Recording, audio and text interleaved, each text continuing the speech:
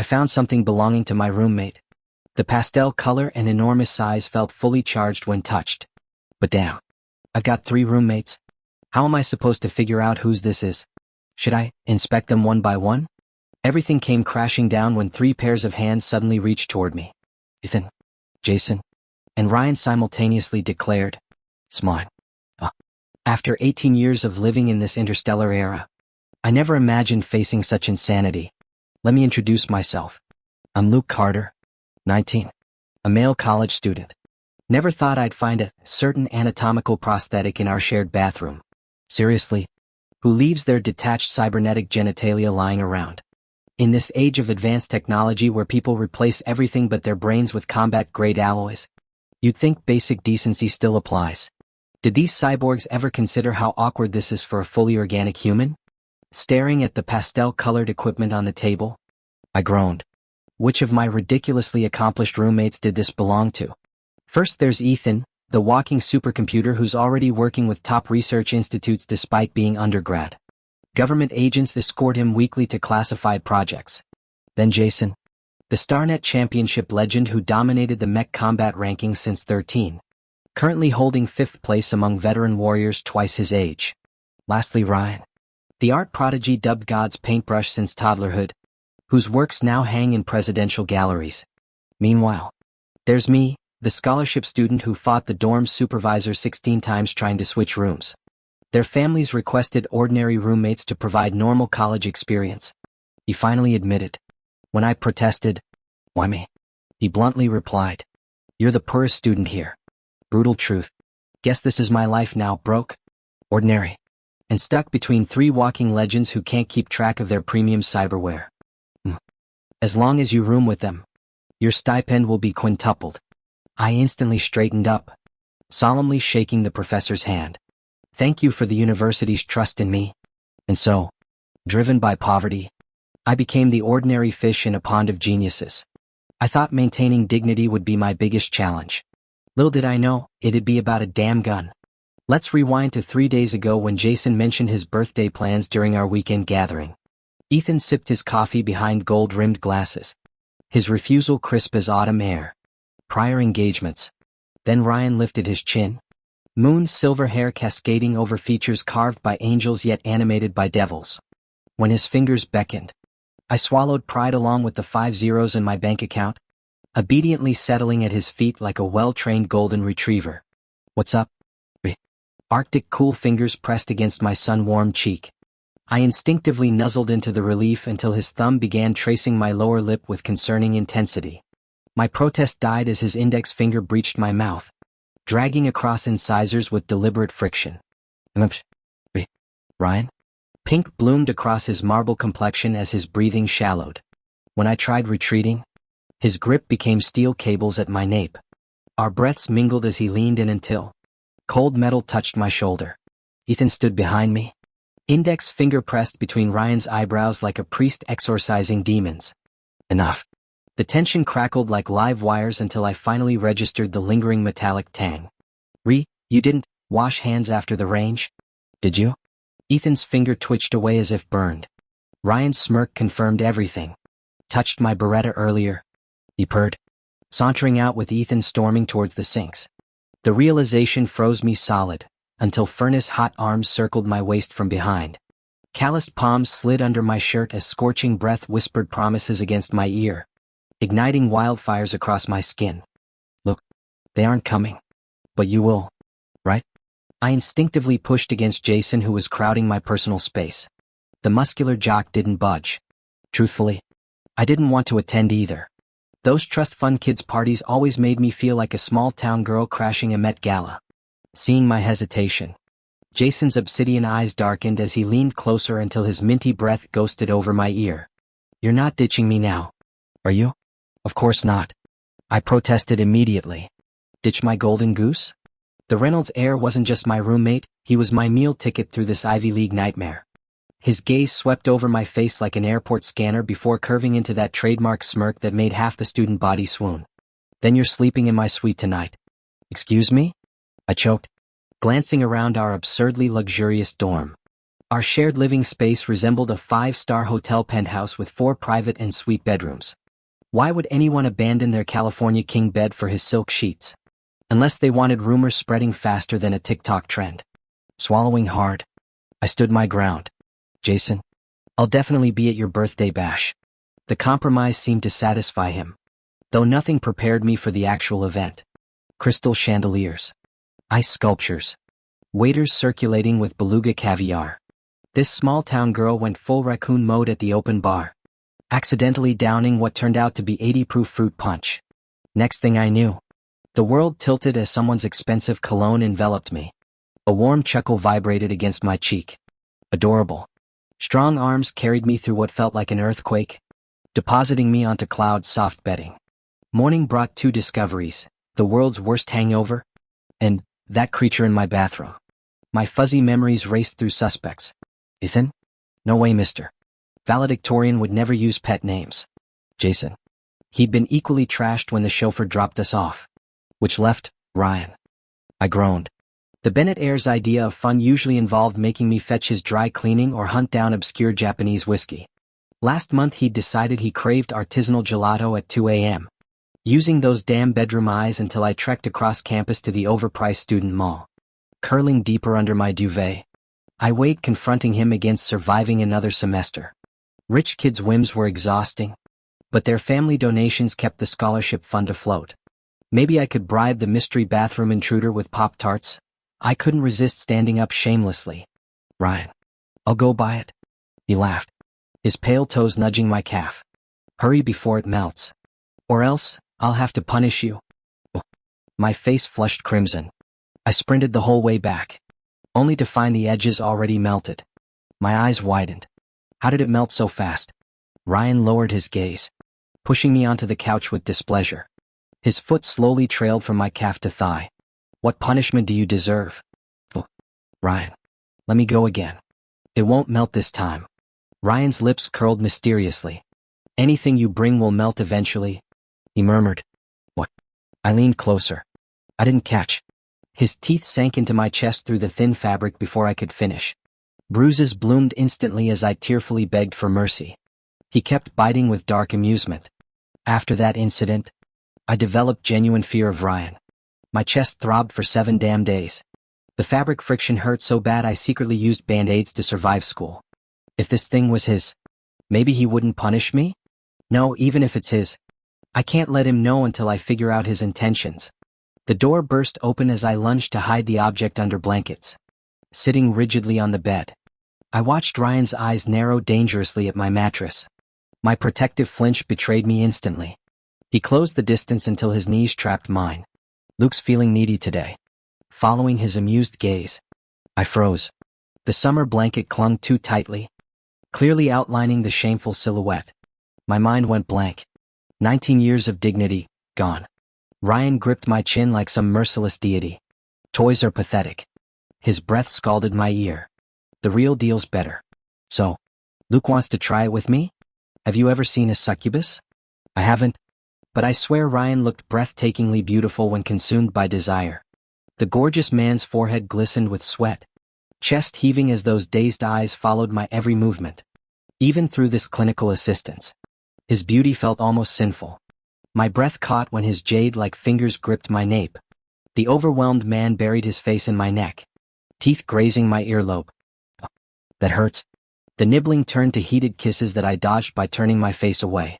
Trembling doe eyes pleaded, Ryan, don't. His satisfied gaze instantly turned predatory. Seeing my panic, he traced my lips with dangerous amusement. Fine. I'll give you some time. Next time, I won't go easy on you. Ryan left without investigating the dangerous object under my covers. I exhaled in relief. Though the process went completely sideways, the result worked. That thing under my sheets definitely wasn't Ryan's, his was still attached to him. Then whose was it? Jason hadn't returned that night. Could it belong to Ethan, our ascetic workaholic genius? This required careful planning since Ethan's germophobia meant he'd shower immediately upon returning to the dorm. After 2 hours of scheming, I settled on the most straightforward approach. Right on schedule, I slipped into his room. If you want to uncover someone's physical secrets, What's more direct than barging into their shower?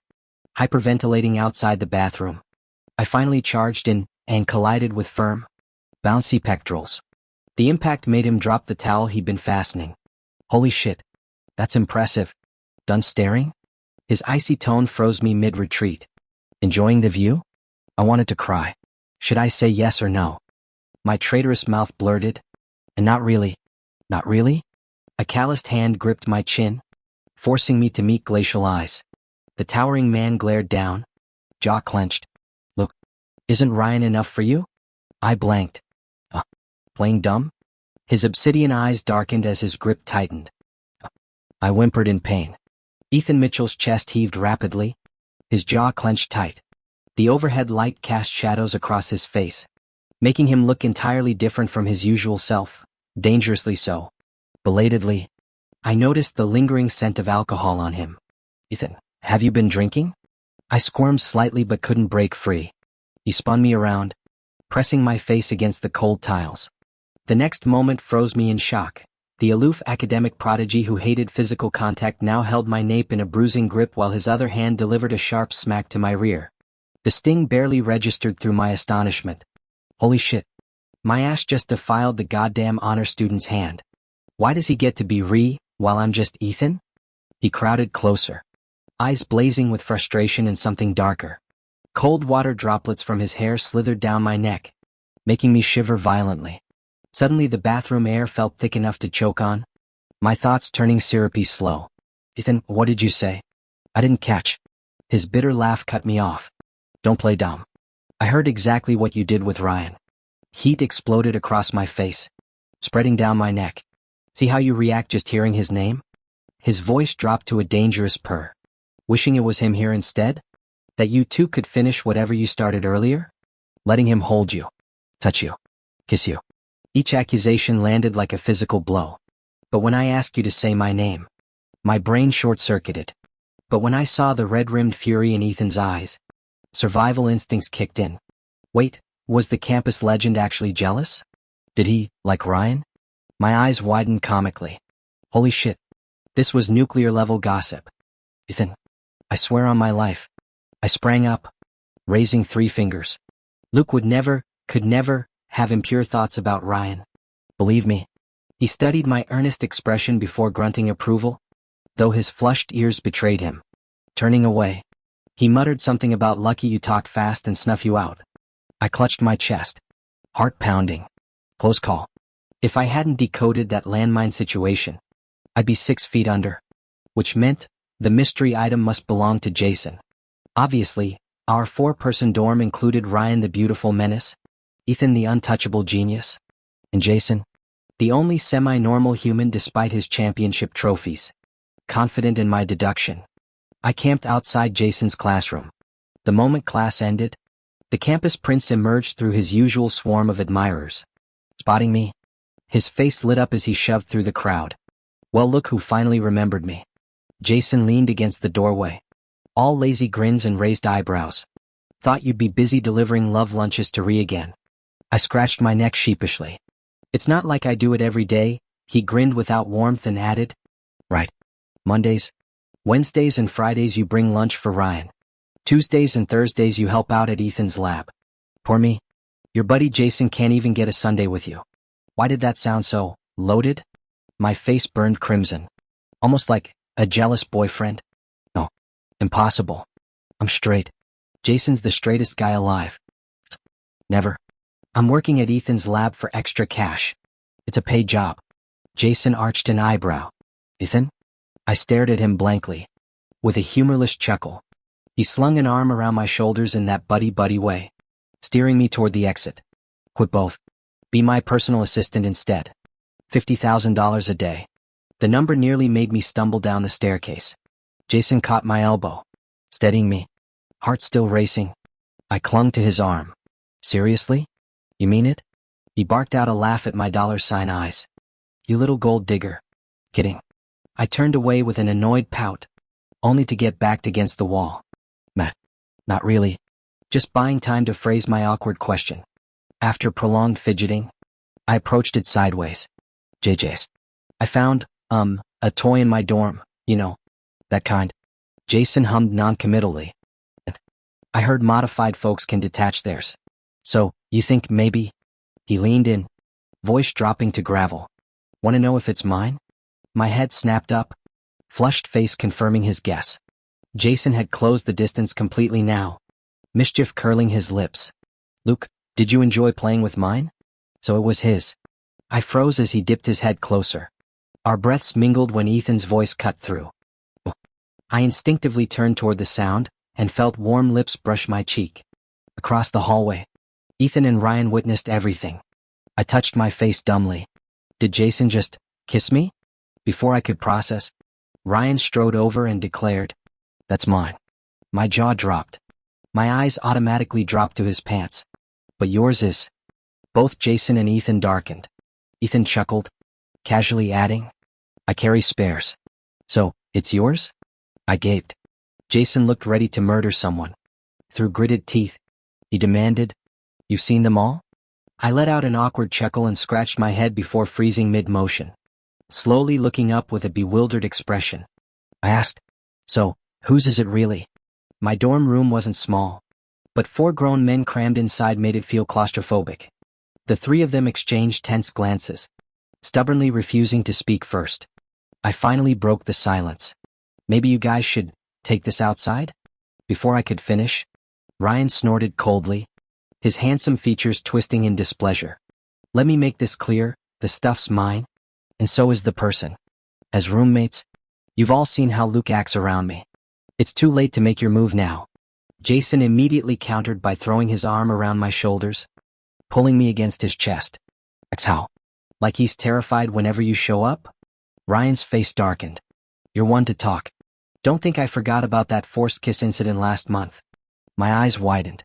That incident happened 4 weeks ago. I remembered Jason pretending to be pitiful the night before his mech challenge. Look, you know everyone just wants my money or fame. You're my only real friend, he'd said with puppy dog eyes. Would you really let me face tomorrow without any support? I stayed silent. Truth was, I also wanted his money, but I couldn't admit that. When his pitiful act failed and his expression turned stormy, I quickly patted my chest. I'll be there. Count on it. The next day proved his loneliness was pure fiction. Half the engineering school showed up to cheer him on. So much for needing my support. The match started strong and ended faster than my first sip of Coke. Within 2 minutes of entering the mech cockpit, Jason had smashed through his opponent's hull and dragged them out. The crowd went wild. Holy shit. Jason's insane. That was a top 30 ranked fighter. God. I'd kill to date him. Meanwhile, I stared at my barely touched soda. To drink or not to drink? That was the question. Jason jumped down from the mech only to get mobbed by admirers. After a moment's consideration, I turned to leave. Definitely not because I feared spilling my drink. Definitely. 5 minutes later, empty Coke can in hand, I headed for the restroom. The moment I pushed through the door, heavy breathing and frantic footsteps approached. Before I could react, someone covered my eyes and shoved me into a stall. My mind blanked. Was this a robbery? Seriously? Everyone knew I was the poorest student on campus. Since when did I look worth mugging? The person pressed against me, silent but radiating anger. I could practically feel the dark aura radiating off him. No way I just sit here waiting for disaster.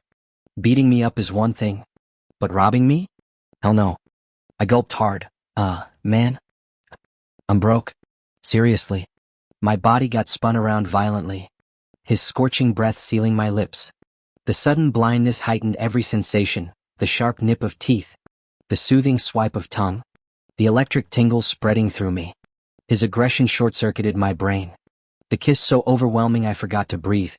When he finally released me minutes, hours later, his palm still covered my eyes. Why the tears? His gravelly voice vibrated against my temple as he thumbed away the moisture on my cheeks. Crying because it wasn't Ryan kissing you? Sniffling.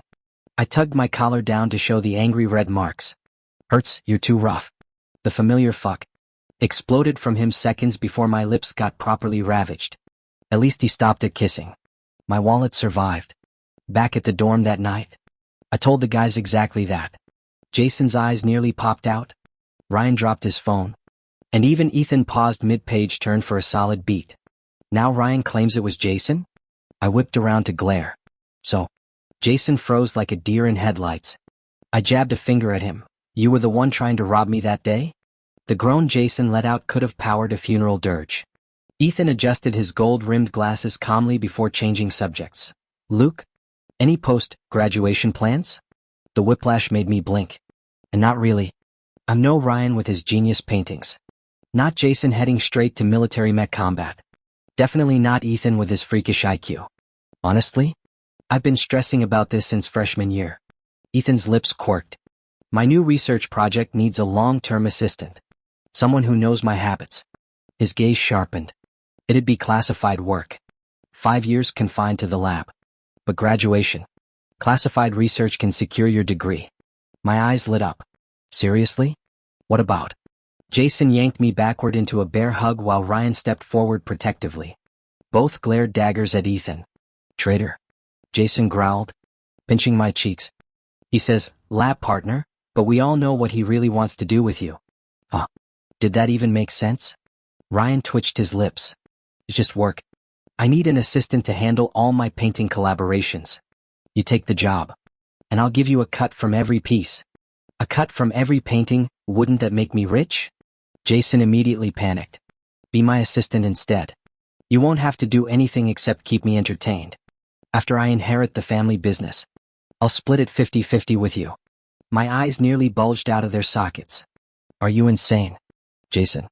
He grabbed my chin and kissed me, his gaze burning with unfathomable intensity. Everything will be yours eventually. Electric tension crackled between the three men. When they noticed me wavering, my eyes unconsciously drifting toward Ethan, Ryan gritted his teeth and sneered. Look, you actually think Ethan's some saint? You believe the milk you drank was clean? He's been spiking it this whole time. Turning to Ethan with provocation, he added, since we're all bastards here, why keep pretending in front of Luke? Wait, milk? My mind flashed to those nights in our shared dorm when I'd mysteriously get bitten by mosquitoes despite being the only one. I'd blamed my sensitive skin. But here's the weird part, for people live there. Yet every morning I'd wake up with stinging red marks around my neck. And stomach. They didn't itch much. Just prickled oddly. Sometimes I'd bump into Ethan in the morning, his lips suspiciously swollen. He'd ask with faux concern, what happened? I'd scratch my head and show him the marks. Mosquito bites. See.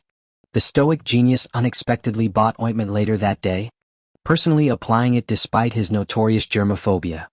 I'd been so grateful then. Now this? My voice trembled as I stared at Ethan. So, he pressed his lips into a tight line, waiting. Outrage exploded from me. Even if you were jealous of me hanging out with Ryan, you couldn't just punch me while I slept. Dead silence fell. Ryan, Jason, and Ethan all stared at me like I'd grown a second head. What? I'm the victim here. Jason and Ryan suddenly found the ceiling fascinating, while Ethan's dark eyes glinted dangerously. That chilling smile, I'd only seen it once before. The night he got drunk. Haven't you figured it out yet? Jason snapped. What? The way we've been fighting over him while he remains completely oblivious. As long as you slap the friend label on it, anyone can do whatever they want to him. Scary, isn't it? That angelic face. Those clueless doe eyes. Acting like he doesn't understand a damn thing. Long legs closed the distance as Ethan gripped my chin, forcing me to meet his icy gaze. Yet at night, you're sneaking around with someone's stuff, getting off on it, using that as bait to tease us. His thumb pressed cruelly against my lower lip. Look, you're really going to play dumb now? My throat clicked audibly as I stammered. "'Kay, know what?" The bombshell dropped. Cybernetics replace failing organs and limbs. The only men who upgrade their junk are those insecure about size.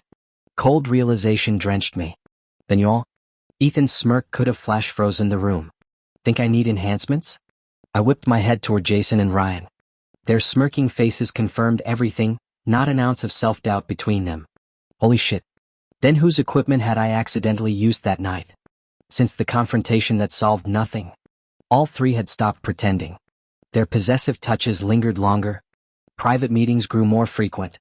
Within a week, I was drowning in it, swollen lips, bruised hips, wrist marks that wouldn't fade. Now their heated stares made my butt instinctively clench. Christ. Sure. One looked like my celebrity crush. Another embodied my intellectual fantasy. And the third checked every competitive drive I had. But I was the last straight man on earth. When Ethan cornered me in his office again, pinning me against the desk until I melted into a panting mess, I finally snapped. This isn't right. I shoved at his chest, voice cracking. We're supposed to be friends, brothers, and you're into Ryan. How can you mess around with me when? The look he gave me could have vaporized steel. Into Ryan? Why, you said it yourself. I blinked back, humiliating tears. That night I heard you too. So because you can't have him, you're taking it out on? Without warning, Ethan yanked me off the desk and into his lap. His fingers tilted my face like examining faulty machinery. What? Checking if you need neural upgrades. Are you calling me stupid? Stupid implies potential for improvement. I squirmed to escape, but his arm became an iron bar across my waist. The bastard actually pulled out his tablet with his free hand, muttering about scheduling a brain scan. Ethan kissed me gently with a soft chuckle. I laid my cards on the table. Look, stop pretending. No idiot gets into the nation's top university. I remained silent. Ryan's moods swing like a pendulum. Jason grew up fighting wolves. And me? Which of us do you think is a fool? His grip tightened around my waist as he continued. We've all been tolerating your evasions. But this can't go on. Whether intentional or not. All three of us are interested. Look, who will you choose? A sly smile replaced my usual innocent expression as I leaned in to brush my lips against his. What if I choose you? His hand slid possessively to the small of my back. I'll treat you right. I believe you. I murmured sweetly. Bullshit. Men, myself included, weren't worth trusting. Why else would I play this straight boy act? Ethan wasn't wrong about one thing. This accidental seduction had been carefully orchestrated from the start. When I'd first transmigrated into this mediocre life, I nearly despaired. While others got to be protagonists and princes, I'd wound up poorer than in my original world. That dorm assignment to Jason's suite had been my golden ticket. My initial target had been Jason, wealthy, handsome, and influential. The perfect mark who'd inevitably have some arranged marriage to escape from later. I'd planned the classic damsel in distress routine with Ryan as the bully.